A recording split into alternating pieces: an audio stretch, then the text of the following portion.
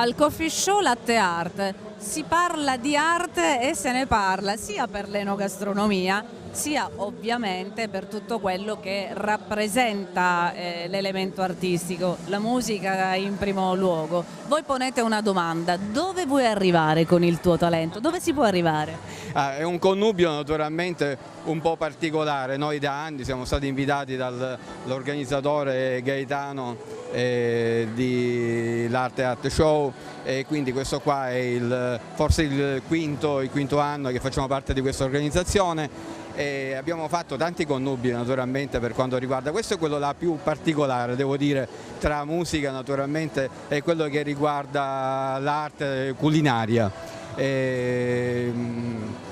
Noi rappresentiamo qua per il primo anno la Music Academy, è un network internazionale, abbiamo dei corsi naturalmente molto particolari, sono dei percorsi di alta formazione sia per quanto riguarda il classico che il moderno. Per quanto riguarda il moderno naturalmente è molto interessante perché qua in Italia non abbiamo dei percorsi naturalmente che vanno a certificare il moderno, mentre con il legame con la Music Academy Network che ha sede a Bologna abbiamo la possibilità tramite università britanniche di certificare anche quello che riguarda la didattica nel campo della musica moderna. Leggo che vi occupate anche delle selezioni in Sicilia e in Calabria, delle vocine nuove per Castrocaro. Sì, io sono rappresentante per quanto riguarda la Sicilia e Calabria.